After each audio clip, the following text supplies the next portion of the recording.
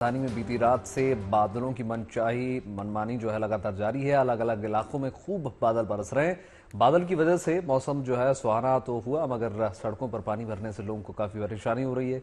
दिल्ली के कुछ इलाके देखिए जहां पर हर बार पानी भरता है। ऐसे इलाकों में पानी निकालने के लिए पंप भी लगाए गए हैं। वहीं दूसरी तरफ गुजरात में बादल इंसानों की परीक्षा लगातार लेते हुए नजर आ रहे हैं। वहां इस मानसून में 100% से ज्यादा बारिश अब हो चुकी है और अभी भी लगातार बारिश का दौर जारी है। अगले 5 दिनों के लिए बारिश का रेड अलर्ट जारी कर दिया गया है।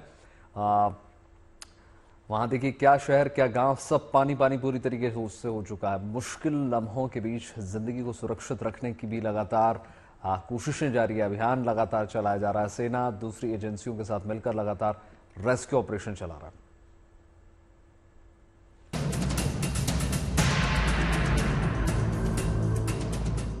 मुसीबत आसमानी, गुजरात पानी पानी, आफत का रेड अलर्ट, सैलाब से रहे सतर्क।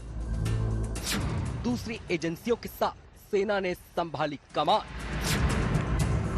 क्योंकि हर जिंदगी जरूरी है। एक एक तस्वीर को देखिए कैसे गुजरात पर आसमानी आफत बरसी है। बादल मानो अपनी मनमानी पर उतरे हैं। लगातार बारिश होने से तमाम नदियां उफान पर हैं। कई जिलों में बाढ़ जैसे हालात हैं। इन मुश्किल हालात में राहत और बचाव टीमें लगातार लोगों की मदद में जुटी हुई हैं। सेना भी मोर्चे पर डट गई है। वो लोगों को मुसीबत से बाहर निकाल रही है। ये गुजरात के वडोदरा की तस्वीरें हैं, जहां देखो वहां पानी ही पानी। इससे लोगों की मुश्किलें बढ़ गई हैं, लेकिन सेना के जवानों के आगे हर आफत ने सरेंडर कर दिया है। कीर्ति मंदिर के पीछे पानी के भंवर में 35 लोग फंस गए थे। सेना ने तुरंत रेस्क्यू ऑपरेशन शुरू किया और एक एक कर सभी लोगों को सुरक्षित बाहर निकाला। इसी बीच वडोदरा से ही एक और तस्वीर सामने आई। सावली समा रोड पर बाढ़ के पानी में फंसी एक गर्भवती महिला को रेस्क्यू किया गया। फायर डिपार्टमेंट की टीम ने दूसरी राहत एजेंसियों के साथ मिलकर उसे नई जिंदगी दी। महिला के साथ उसके पति को भी सुरक्षित रेस्क्यू किया गया। दरअसल बाढ़ और बारिश के बीच सेना भी लगातार लोगों को रेस्क्यू कर रही है। बलखाती लहरों का भी इनके सामने जोर नहीं चल रहा। ये जाबाज आफत के बीच लोगों को बड़ी राहत दे रहे हैं। अब जामनगर से आई इन तस्वीरों को देखिए। बाढ़ में फंसे लोगों को बाहर निकालने के लिए फायर ब्रिगेड की टीम दूसरी तमाम एजेंसियों के साथ मैदान में उतरी। तेज बहाव के बीच सीढ़ी लगाकर लोगों को सुरक्षित जगह पर पहुंचाया गया। इस दौरान जामनगर नॉर्थ से विधायक रिवाबा जाडेजा भी मौजूद रही। वो हर एक एक्शन प्लान पर बारीकी से नजर बनाई हुई थी। जामनगर ही नहीं, पोरबंदर में भी नदियां उफान पर हैं। पानी मानो सब कुछ निगलने को तैयार है। इन सब के बीच यहाँ से ये राहत वाली तस्वीरें सामने आई। मोराना गांव के सीम इलाके में पानी में फंसे एक शख्स को नौसेना की मदद से बचाया गया, जबकि कोस्ट गार्ड के जवानों ने पोरबंदर में ही 10 से अधिक लोगों को एयरलिफ्ट किया। दरअसल पोरबंदर के कई इलाकों में विशेष टीमों का गठन किया गया है, जो सेना और नौसेना की मदद से एक साथ बचाव अभियान चला रही हैं। उधर द्वारिका के टीटोडी गांव में एक खेत में पानी ज्यादा भर जाने के कारण एक किसान वहीं फंस गया, जिसके बाद नौसेना के हेलीकॉप्टर के जरिए किसान को एयरलिफ्ट किया गया। मकसद साफ है, हर हाल में जिंदगी को बचाना है। दूसरी एजेंसियों के साथ मिलकर सेना के जाबाज इस मिशन को हर चुनौती में भी पूरा करने में जुटे हुए हैं। जामनगर से ब्रजेश दोषी और वडोदरा से दिग्विजय पाठक के साथ bureau report, good news today.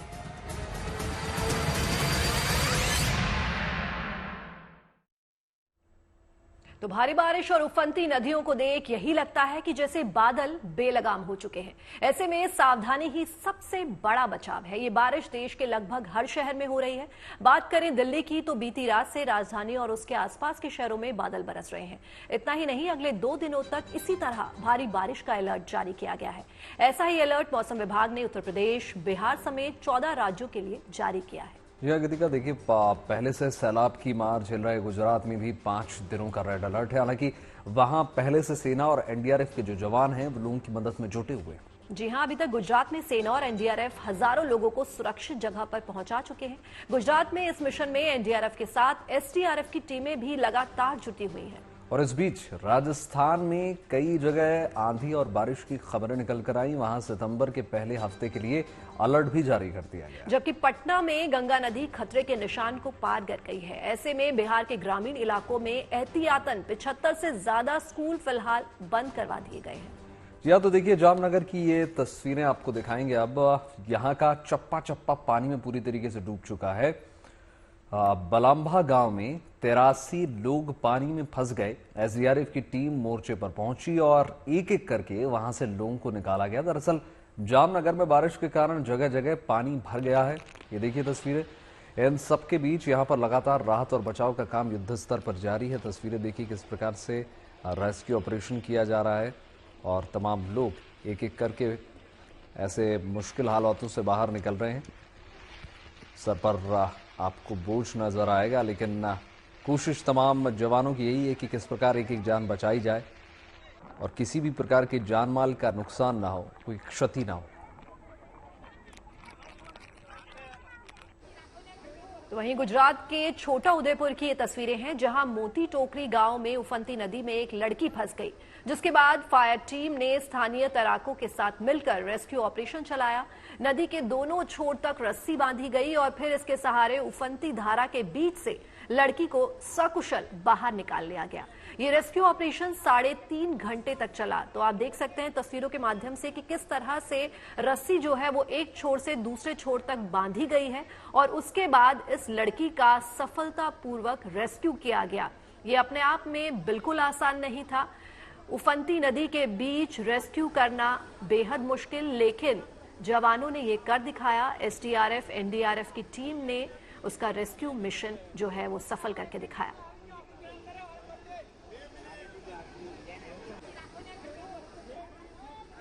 और कुछ ऐसा ही हालात देखिए गुजरात के द्वारका के भी हैं। द्वारका में जोरदार बारिश से सब कुछ ऐसा लग रहा है जैसे डूब गया। शहरी इलाकों के साथ साथ निचले इलाकों में भी पानी पूरी तरीके से भर चुका है। इन सब के बीच लोगों को सुरक्षित स्थानों पर लगातार पहुंचाने के लिए रेस्क्यू ऑपरेशन चलाया जा रहा है और एक सोसाइटी में 25 लोग पानी में फंस गए। फायर ब्रिगेड की टीम ने बोट के सहारे, तस्वीरें देखिए, इन लोगों को सुरक्षित स्थान पर पहुंचाया। द्वारका इलाके में बीते 24 घंटे में 18 इंच से अधिक का बारिश होने से लोग पूरी तरीके से मुश्किल में पड़ चुके हैं, लेकिन रेस्क्यू टीम जो है वो लगातार लोगों के लिए राहत बनकर मौके पर तैनात है, मुस्तैद है और एक एक जान को बचाने के लिए पूरी साहस के साथ, पूरी हिम्मत के साथ लगी हुई है।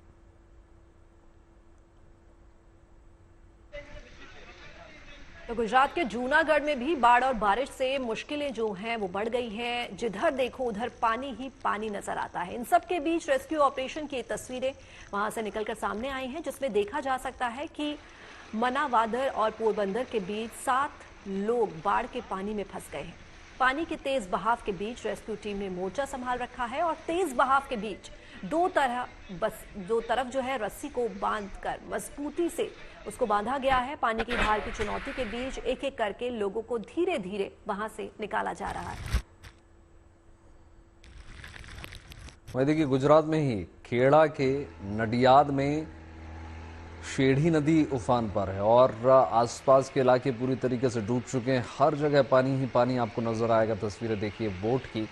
तेज बहाव में 6 लोग फंस गए, जिसके बाद फायर ब्रिगेड की टीम एक्टिव हुई और सिलौट गांव में फंसे इन लोगों के लिए रेस्क्यू ऑपरेशन चलाया गया और बोट के सहारे इन लोगों तक वहां पर पहुंचा गया और फिर उन्हें सकुशल सुरक्षित स्थान पर पहुंचाया गया। दरअसल खेड़ा में लगातार बारिश से लोगों की मुश्किलें बढ़ गई हैं। चप्पे चप्पे पर पानी का कब्जा हो चुका है और इन सब के बीच स्थानीय प्रशासन रेस्क्यू टीम के साथ मिलकर लोगों को सुरक्षित निकालने की मुहिम में जुटा हुआ है और उसी की तस्वीरें आपको दिखा रहे हैं किस प्रकार से 6 लोगों को सकुशल बाहर निकाला गया।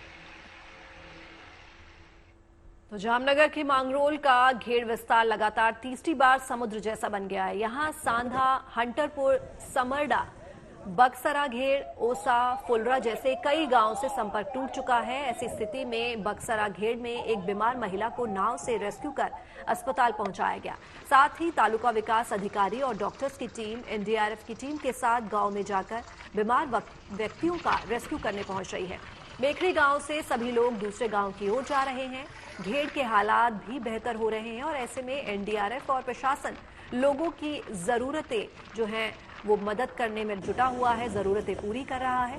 तो आप देख सकते हैं किस तरह से बीमार लोगों का जो है वो रेस्क्यू किया जा रहा है और साथ ही साथ डॉक्टर्स भी जो हैं वो उस जगह पर पहुंच रहे हैं जहां पर बीमार लोग हैं।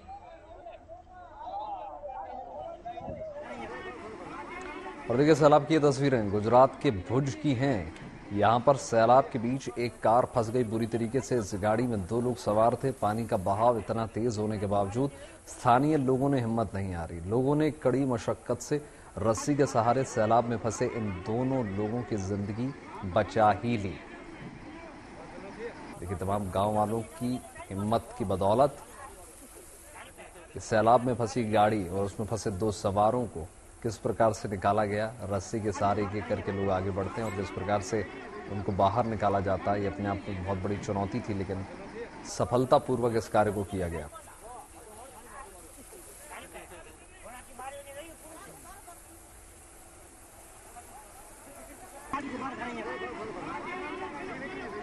तो अहमदाबाद में भी भारी बारिश से इलाके तालाब में तब्दील हो गए हैं। जमीन नजर नहीं आ रही, चारों तरफ दिख रहा है तो बस सैलाब का सितम और पानी ही पानी। वहां एक ऐसे ही पानी से लबालब इलाके में राहत और बचाव के लिए हेलीकॉप्टर को उतारना पड़ा। यह हेलीकॉप्टर झील में तब्दील इलाके में फंसे लोगों की पड़ताल के लिए घूमता रहा। तो जहां बाढ़ में जो है लोगों को नाव की मदद से, बोट की मदद से उनका रेस्क्यू किया जा रहा है, तो वहीं हेलीकॉप्टर्स भी लगे हुए हैं लोगों को बचाने के लिए। आप देख सकते हैं किस तरह से नदी के बीचों बीच ये हेलीकॉप्टर लोगों की मदद के लिए पहुंचा है और लगातार जो है एयरलिफ्ट करके लोगों को पानी के बीच से सड़क तक लाया जा रहा है। तो बाढ़ बारिश के बीच सबसे बड़ी चुनौती उन लोगों के लिए है जिन्होंने रोजाना जो है सामान जो है वो ट्रांसपोर्ट करना होता है। ऐसे ही लोगों के बीच हमारे संवाददाता देव कोटक पहुंचे। सुनिए इन लोगों का क्या कहना है। पहली बार ऐसा देखने मिलेगा कि एसेंशियल सर्विसेज का सप्लाई कितना बुरी तरीके से हिट हो गया है, यानी इम्पैक्ट हो रखा है। ऐसे कुछ लोग हमारे साथ मौजूद हैं जिनसे हम बात करने का प्रयास करेंगे कि ये जो महामार्ग बंद है द्वारका की ओर जाता हुआ 108 एम्बुलेंस सर्विस तक कहीं नहीं जा पा रही है। पहले तो जानना चाहेंगे आप क्या करते हैं 108 में से। तो आप कब से यहाँ पर अटके हुए इस द्वारका वाले रास्ते पर? कल सवार 9 बजे। और आपकी तो एसेंशियल सप्लाईज है, लोगों की जान भी बचानी होती है, इमरजेंसी सर्विस में आता है, तो आप अगर आगे नहीं जा पाएंगे तो क्या करेंगे? बनते कोशिश करते हैं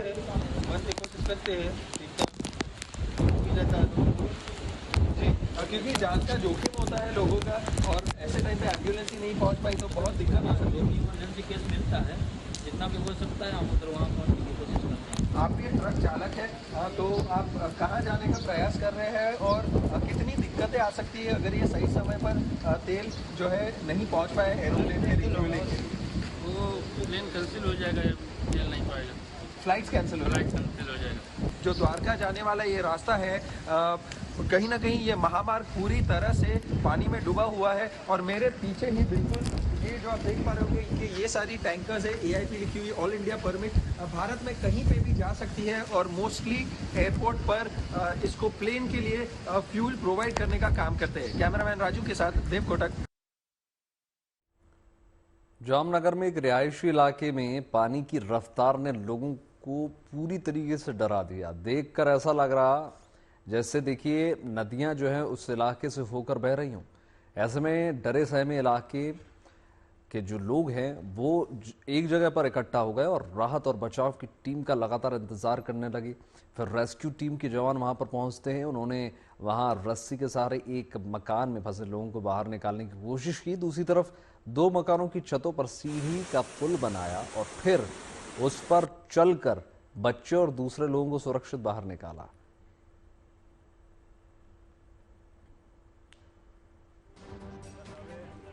कुछ इसी तरह अहमदाबाद में सैलाब के बीच एक कार फंस गई। देखते ही देखते कार लहरों में समाने लगी। पानी इस कार के आधे से ज्यादा हिस्से को अपने आगोश में ले चुका था। ऐसे में इस कार में फंसे लोगों को बचाने के लिए खुदाई करने वाली मशीनें JCB को मैदान में उतारा गया। JCB के खुदाई करने वाले हिस्से पर चढ़कर कुछ पुलिसकर्मी लहरों के बीच फंसी कार तक पहुंचे। इन जवानों ने कार में फंसे लोगों तक रस्सी फेंकी। फिर इस रस्सी के सहारे धीरे धीरे सभी लोगों को सुरक्षित बचा लिया गया।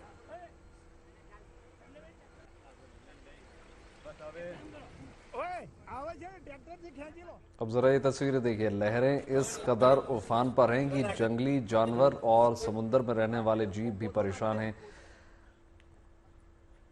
ये तस्वीरें देखिए, एक मगरमच्छ निकलकर रिहायशी इलाके में पहुंच गया। मगरमच्छ को यूं घूमता देखकर रेस्क्यू टीम को बुलाया गया, जिसने एक बड़े से पिंजरे में उस मगरमच्छ को कैद किया और फिर मगरमच्छ को वन विभाग के हवाले कर दिया गया। दरअसल पानी इतना ज्यादा बरस रहा है कि क्या जंगल, क्या शहर, क्या गांव, सब कुछ ऐसा लग रहा है एक ही साथ हो गया।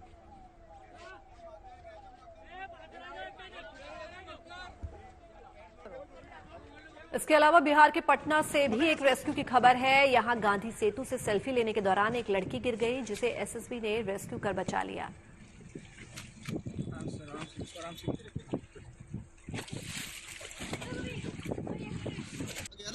बिहार के पटना से ये तस्वीरें देख सकते हैं आप, किस तरह से टायर ट्यूब के जरिए जो है इस लड़की की जान बचाई गई है।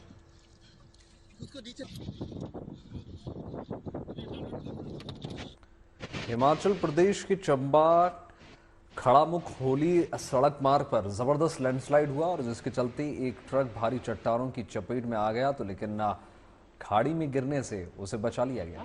तस्वीरें देखिए, लैंडस्लाइड की तस्वीरें, जब ऐसी बारिश की अलग अलग तस्वीरें निकल कर आ रही हैं हर राज्य से, ऐसे में लैंडस्लाइड की घटना भी लगातार बढ़ जाती हैं और उसकी ये तस्वीरें बिल्कुल छोर पर जाकर बच गया।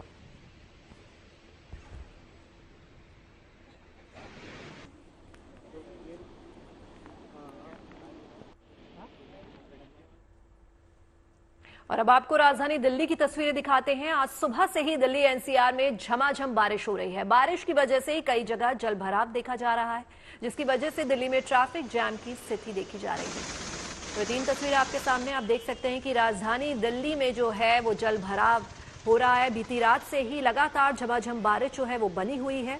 इसके कारण जो है वो ट्रैफिक जो है उसकी समस्या बड़ी हो जाती है, क्योंकि ऑफिस जाने में, स्कूल जाने में दिक्कतें होती हैं। पानी के भरने से सड़कों पर लंबा लंबा जाम लगा होता है।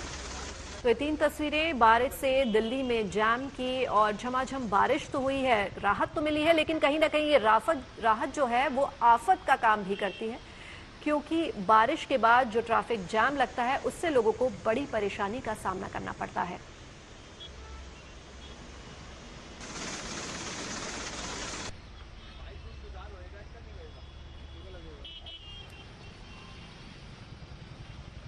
देर रात और आज सुबह तड़के जो है राजधानी में तगड़ी मूसलाधार बरसात हुई है और इसके चलते कई इलाकों में जल जमाव की भी खबरें आ रही हैं। और हम अभी जहां पर हैं, ये दरअसल दिल्ली नगर निगम का दफ्तर है अजमेरी गेट के पास, और नगर निगम के दफ्तर के ठीक बाहर जो प्रमुख सड़क है उसका एक बहुत बड़ा हिस्सा जो है वो जलमग्न है। और ठीक नगर निगम के बाहर अगर आप देखेंगे तो लगभग आधा से 1 फीट तक जल जमाव है, और इसीलिए आने जाने वालों के लिए काफी दिक्कतें हैं। रास्ता पूरी तरह से बाधित है। और आप ये जो तस्वीरें देख रहे हैं, और उधर यहाँ से जैसे मैं कैमरा अगर पैन करूं तो आपको नगर निगम की इमारत दिखाई देगी, और ये हेडक्वार्टर है। और उसके ठीक नीचे यानी ये जो प्रमुख सड़क है रामलीला मैदान के पास, इसका एक नहीं बल्कि दोनों तरफ का जो हिस्सा है, लगभग 50 से 100 मीटर का जो स्ट्रेच है वो इस समय जलमग्न है। और जो टायर आप देख पा रहे हैं आधे डूबे हुए हैं ट्रक के, उसी से आप अंदाजा लगा सकते हैं। और उधर जो आने जाने वाले लोग हैं दरअसल पगडंडियों पर भी, तो सड़क के किनारे जो ऊंचा इलाका होता है, जो फुटपाथ है, वहां तक जो है पानी पहुंच चुका है। हालांकि इसको निकालने की कोशिश की जा रही है। एक नहीं, यहाँ कई सारी मैं गाड़ियां देख रहा था। ये बड़े जो पंपिंग सेट लगाए गए हैं, 3 यहाँ पर है, एक बैकअप में रखा हुआ है, और सड़क के दूसरी तरफ भी। तो इस तरह से बड़े बड़े जो पंपिंग सेट लगाए गए हैं, इससे पानी को पंप आउट किया जा रहा है। तो आप देखिए ड्रेनेज लाइन जो है, ड्रेनेज लाइन में पाइप डाल के पानी को निकाला जा रहा है, ताकि सड़क किनारे जो ड्रेनेज सिस्टम बना है पानी वापस वहां पहुंच जाए और निकल जाए। फिलहाल मैं अजमेरी गेट से मनीष के साथ मैं आशुतोष मिश्रा। तो अब बात यूपी के बहराइच की, जहां भेड़िए का आतंक बढ़ता ही जा रहा है।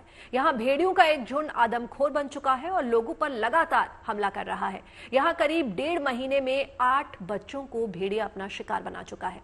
गांव में भेड़ियों का खौफ इस कदर है कि लोग अब शाम ढलते ही अपने घरों में कैद हो रहे हैं। हालांकि भेड़ियों को पकड़ने के लिए शासन और प्रशासन दोनों एक्टिव है। वन विभाग की टीमें भेड़ियों का पता लगाने के लिए ड्रोन कैमरे का इस्तेमाल कर रही हैं। इन कैमरों में खूनी भेड़ियों की तस्वीरें भी कैद हुई हैं और 3 भेड़ियों को पकड़ भी लिया गया है। बाकी 3 बाकी हैं जिन्हें जल्द ही पकड़ने की उम्मीद जताई जा रही है।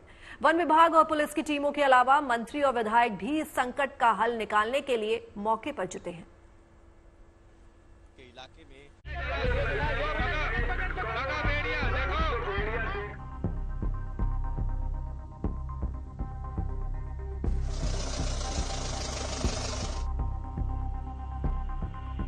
हाथों में हथियार थामे ये बीजेपी विधायक सुरेश्वर सिंह हैं, जो कि आतंकियों नहीं बल्कि आदमखोर भेड़ियों को पकड़ने उतरे हैं। भेड़िए का खौफ, आतंक इतना ज्यादा है लोगों में कि अब खुद विधायक हथियारों के साथ निकले हैं। दरअसल दावा है कि पिछले 1.5 महीने से वहां इस भेड़िए ने बच्चों समेत कई लोगों को अपना शिकार बनाया है। लिहाजा वहां रात के समय मिनट मिनट पर जागते रहो की आवाजें आ रही हैं। भेड़ियों को लेकर यूपी सरकार भी एक्शन में आ गई है। उसने एक बड़ा सर्च ऑपरेशन चलाया है। साथ ही प्रदेश के वन मंत्री अरुण सक्सेना को भी सीएम योगी ने इस इलाके में भेजा है ताकि मिशन में तेजी लाई जा सके। उन्होंने वन विभाग के अधिकारियों से मैप के जरिए प्रभावित क्षेत्र की जानकारी ली, साथ ही पीड़ित परिवारों से मुलाकात भी की। साथ ही वन मंत्री ने दावा किया कि अब तक 3 भेड़िए पकड़े जा चुके हैं और 3 को ढूंढने की कोशिश जारी है। भेड़िए से लोग काफी डरे हुए हैं, इसमें कोई दो राय नहीं, और खास तौर से बच्चों की सुरक्षा के बारे में हमें खास ध्यान है। अभी तक हमने यहाँ से 3 भेड़िए पकड़ लिए हैं और 3 और लोकेट हो रहे हैं। हमें उम्मीद है जल्दी ही वो भी पकड़े जाएंगे और हमने कह दिया है कि कहीं भी हो उनको फौरन ट्रैंकुलाइज किया जाए और उनको पकड़ा जाए, क्योंकि जब तक पकड़े नहीं जाते तब तक हमने लोगों से यही कह रहे हैं, सुरक्षित रहिए, अपने बच्चों को विशेष सुरक्षा रखिए, घर के दरवाजे बंद करके सोइए, दरवाजा खुला ना रहे। लोगों से कहा रात बिरात दरवाजा खोल के शौच के लिए बाहर ना जाएं। तो मंत्री जी जल्द इन भेड़ियों को पकड़ने का दावा कर रहे हैं, लेकिन जब तक बाकी भेड़िए काबू में नहीं आते तब तक बहराइच और आसपास के जिलों में लोगों को इन दिनों ऐसे ही लाठियों के साथ निकलने के लिए मजबूर होना पड़ रहा है। खुद यहाँ के विधायक सुरेश्वर सिंह ने भी अधिकारियों के साथ इलाके में डेरा डाल दिया है। हमारा नैतिक जिम्मेदारी भी है, हमारा दायित्व भी है कि जब उनके ऊपर कोई संकट आवे, सुख हो दुख हो, तो हम उनके साथ कंधे से कंधा मिला करके खड़े हों।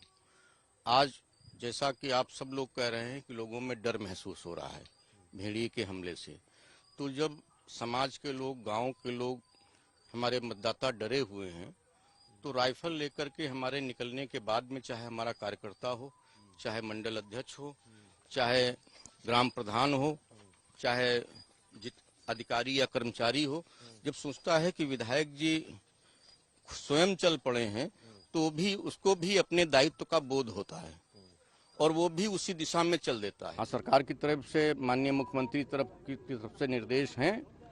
आपके चीफ कंजर्वेटर यहीं पर कैंप कर रही हैं, कंजर्वेटर यहीं पर कैंप कर रहे हैं, 3 डीएफओ की टीम यहाँ पर काम कर रही है, 4 जनपदों के वन विभाग के कर्मचारी काम कर रहे हैं और ये स्पष्ट निर्देश है कि जब तक भेड़िया नहीं पकड़ा जाएगा तब तक कुछ अधिकारी यहीं पर कैंप करेंगे। संकट बड़ा है, लिहाजा इसमें वन विभाग के अलावा दूसरे महकमों की टीमें भी यहाँ डटी हुई हैं। पुलिस के जवान दिन रात इलाके में गश्त कर रहे हैं। पब्लिक के द्वारा भी जो समितियां बनाई गई हैं गांव-गांव में, पुलिस मित्र हैं, उनका भी सहयोग पुलिस ले रही है। फॉरेस्ट विभाग, वन विभाग, उनके द्वारा भी काफी संख्या में ड्रोन कैमरे और आपका जाल बिछाए जा रहे हैं कि जल्दी से जल्दी पकड़े जाएं। उनके द्वारा पकड़े भी गए हैं, अभी पूर्व में 2-3 भेड़िए उन्होंने पकड़े हैं। पुलिस, वन विभाग, मंत्री, विधायक सभी बहराइच के अलग अलग हिस्सों में इस परेशानी का तोड़ निकालने में जुटे हैं, तो स्थानीय लोगों को भी कुछ उम्मीदें बंधी हैं। शायद में ही हुआ था सर। अच्छा। उसके बाद से लगातार पूरे क्षेत्र में कभी इस गांव में कभी उस गांव में भेड़िए का हमला हो रहा है। तो हम लोग अपने जो भी हमारे पास हथियार है, हमने इसीलिए बंदूक ले रखी थी, कोई अगर ऐसी आपदा आती है तो हम अपनी स्वयं की सुरक्षा कर सकेंगे। बाकी गाँव के लोग भी हमारे साथ हैं या हम सब लोग उनके साथ मिलकर के। आबादी इस गांव में है? आबादी लगभग 4 से 5 हजार के बीच, 4500-5000 आते हैं। अधिकारी आते हैं, अधिकारी सारे अधिकारी आते हैं। रात भर तो पूरी गाड़ी रात भर दौड़ती है, इसी है वैसी, मतलब सब अधिकारी दौड़। जिन परिवारों ने अपनों को खोया है उसकी भरपाई कभी नहीं की जा सकती, लेकिन आगे किसी के घर का चिराग न बुझे और जल्द से जल्द लोगों को इस खौफ से निजात मिले, बस सभी यही चाहते हैं। बहराइच से कुमार अभिषेक, नीरज कुमार और रामबरन चौधरी के साथ bureau report, good news today. तो कुल मिलाकर देखिए 45 दिन से ज्यादा हो गए हैं और भेड़िए के टेरर की ये हॉरर रिपोर्ट लगातार बरकरार है। वक्त बीतता जा रहा है, भेड़ियों का दायरा भी बढ़ता जा रहा है। ऐसे में शासन से लेकर प्रशासन तक सभी एक्टिव मोड में है। आदमखोर भेड़ियों को पकड़ने के लिए खुद अधिकारी मैदान में है। वन विभाग की टीम जो है भेड़ियों को पकड़ने में जुटी हुई है। जी हाँ, इन भेड़ियों को पकड़ने के लिए वन विभाग की करीब 9 टीम्स जो हैं वो लगी हुई हैं, जिसमें करीब 200 लोग हैं। चप्पे चप्पे पर नजर रखी जा रही है ताकि भेड़ियों को पकड़ा जा सके। जी हाँ गीतिका, देखिए और भेड़ियों को पकड़ने के लिए खेतों से लेकर गांवों में सीसीटीवी लगाए गए हैं। जैसा कि हमने आपको रिपोर्ट में दिखाया, ड्रोन की भी मदद ली जा रही है। जी हाँ, ड्रोन से भेड़ियों को ट्रैक किया जा रहा है। संदिग्ध इलाकों में ड्रोन से लगातार नजर जो है वो रखी जा रही है। हाल ही में ड्रोन की पकड़ में 4 भेड़िए भी कैद हुए। ड्रोन के कैमरे में 4 भेड़िए दौड़ते हुए भी नजर आए। वैभव, वन विभाग के एक्शन की अगर हम बात करें तो अब तक 3 टीम जो है वो भेड़ियों को पकड़ चुकी हैं और अभी भी जो है वो 3 जो है वो बाकी है और उनकी तलाश लगातार जारी है। जी हाँ, अब बात करेंगे कुछ और खबरों की। बात करेंगे राष्ट्र रक्षा के संकल्प की। इंडियन नेवी की ताकत में अब और ज्यादा इजाफा होने वाला है। INS अरिहंत का अपग्रेडेड वर्जन यानी अरिघात कमीशन होने के लिए अब पूरी तरीके से तैयार है। भारत उन चुनिंदा देशों की फहरिस्त में अब शुमार हो जाएगा जिसके पास न्यूक्लियर सबमरीन की ताकत है।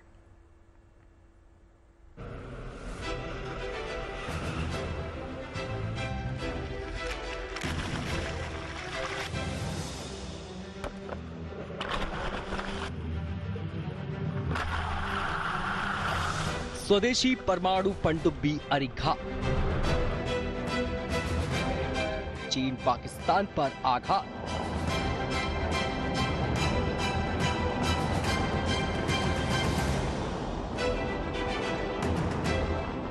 भारत का विश्व विजयी साइलेंट किलर तैयार।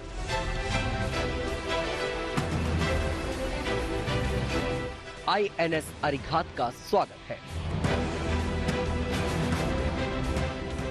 समंदर में भारत का नया बाजीगर तैयार है। नौसेना की ताकत में और इजाफा करने के लिए शामिल होने वाला है एक नया हथियार।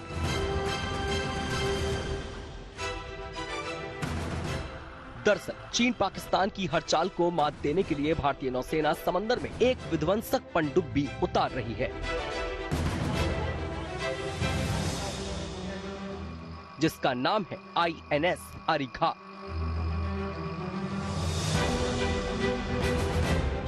इस घातक परमाणु पनडुब्बी को भारतीय नौसेना के बेड़े में शामिल करने के लिए पूरी तैयारी कर ली गई है। INS अरिघात भारत के पहले INS अरिहंत का अपग्रेडेड वर्जन है। ये भारत की दूसरी न्यूक्लियर पनडुब्बी है जिसे पूरी तरह देश में बनाया गया है, यानी स्वदेशी। INS अरिहंत के मुकाबले INS अरिघात कई मामलों में अपग्रेडेड वर्जन इसको माना जाएगा। भारत लंबे समय से भारत को परमाणु पनडुब्बी की जरूरत थी, उसी कड़ी में अरिहंत क्लास की ये पनडुब्बियां बनाई जा रही हैं। ऐसी 5 परमाणु पनडुब्बियां भारतीय नौसेना के बेड़े में शामिल होगी। अब दूसरी परमाणु पनडुब्बी INS अरिघात नौसेना में शामिल होने जा रही है। अरिघात को 2017 में लॉन्च किया गया था, तब से इसकी टेस्टिंग जारी रही। लंबे वक्त तक इसकी ताकत को समंदर में हर कसौटी पर परखा गया और अब टेस्टिंग पूरी होने के बाद इसे नौसेना को सौंपने की तैयारी कर ली गई है। इसके नौसेना में शामिल होते ही समंदर में भारत की ताकत में कई गुना इजाफा हो जाएगा। INS अरिघात की कमीशनिंग ये दर्शाएगी कि भारतीय नौसेना की सबमरीन की ताकत, सबमरीन की एंड्योरेंस और उसकी जो कैपेबिलिटी है वो इतनी जबरदस्त है कि वो पाकिस्तानी और चाइनीज प्रेजेंस को डेटर करेगी। अरिहंत एक संस्कृत शब्द है जिसका मतलब है दुश्मनों का नाश करने वाला। अरिहंत का अपग्रेडेड वर्जन INS अरिघात समुद्र के भीतर मिसाइल हमला करने में सक्षम है। इसके अलावा सोनार सिस्टम प्रणाली, समुद्री मिसाइलें जैसी सुरक्षा व्यवस्था से लैस है। अपनी तमाम खूबियों की बदौलत ये वाकई समंदर में सबसे ज्यादा मारक बनता है। इसकी खासियतों की बात करें तो इसकी लंबाई 111.6 मीटर, चौड़ाई 11 मीटर और ऊंचाई 9.5 मीटर है। इसका वजन करीब 6000 टन है। INS अरिघात सतह पर 12-15 नॉट्स यानी 22-28 किलोमीटर प्रति घंटा की गति से और पानी के अंदर 24 नॉट्स यानी 44 किलोमीटर प्रति घंटा की रफ्तार से चल सकता है। INS अरिघात को 750 किलोमीटर रेंज वाली K-15 मिसाइलों या 3500 किलोमीटर की रेंज वाली K-4 मिसाइलों से लैस किया जा सकता है। भारतीय नौसेना की कैपेबिलिटी INS अरिघात से बढ़ेगी क्योंकि इसमें सब सरफेस बैलिस्टिक मिसाइल्स लगी हुई हैं। शौर्य मिसाइल 750 किलोमीटर से लेकर करीब 3000-4000 किलोमीटर तक की दूरी है। इसमें टॉर्पेडोज लगी होंगी और ये कई दिनों तक समुद्र के तह पे अंदर रह सकती हैं। इसका एंड्योरेंस ज्यादा होगा और ये इस हिसाब से ये ज्यादा कैपेबल। न्यूक्लियर सबमरीन अरिहंत नौसेना में कमीशन है, दूसरी अरिघात तैयार है और तीसरी S-3 पर टेस्टिंग जारी है। जाहिर है INS अरिघात से न केवल देश की समुद्री सुरक्षा और मजबूत होगी, बल्कि ये पनडुब्बी एक ऐसा सुरक्षा घेरा भी बनाएगी जो चीन पाकिस्तान के मंसूबों पर पानी भी फेर देगी। मंजीत नेगी के साथ bureau report, good news today.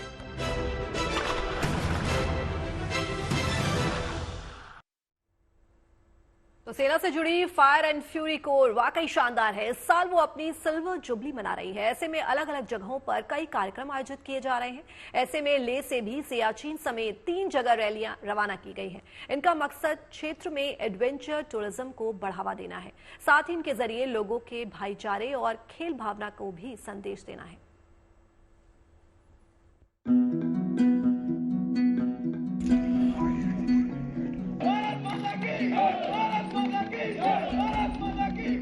Bharat माता की जय के नारों के साथ लेह से ये 3 रैलियां खास अभियान के लिए रवाना की गईं। इनमें एक बाइक रैली तो 2 साइकिल रैली शामिल रहीं। श्रीमान नायक प्रसाद, साइकिलिस्ट नंबर 2 साहब। इस रैली को फायर एंड फ्यूरी कोर के the chief of staff major general DK Singh ने झंडी दिखाई।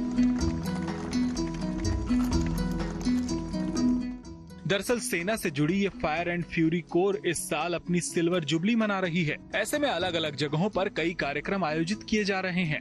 इनमें लेह से भी ये 3 रैलियां रवाना की गईं। इनका मकसद क्षेत्र में एडवेंचर टूरिज्म को बढ़ावा देना है, साथ ही इनके जरिए भाईचारे और खेल भावना का भी संदेश दिया जाएगा। ये रैलियां लेह से सियाचिन बेस कैंप, हानले उमलिंग ला और कारगिल वॉर मेमोरियल के लिए रवाना की गयी। फायर एंड फ्यूरी कोर है, इसके 25 ईयर कंप्लीट हुए हैं, तो हम सिल्वर जुबली बना रहे हैं।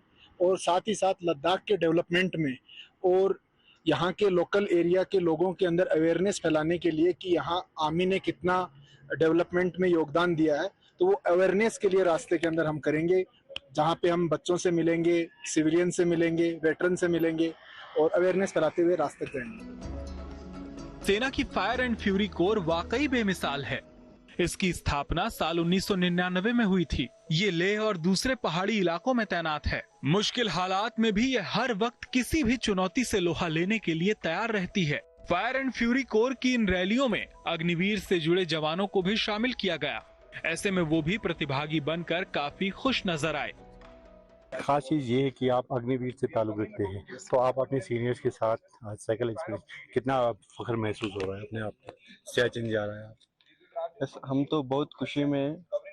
हमारा सीनियर से हमको बहुत गाइड किया, कैसे जाना, कैसे प्रिकॉशंस लेना, कैसे जाना करके। हम तो फुल सेफ्टी प्रिकॉशंस में जा रहा हूँ।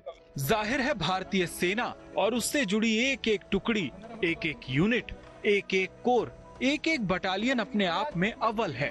फायर एंड फ्यूरी कोर ने भी हर चुनौतीपूर्ण समय में ये साबित किया है।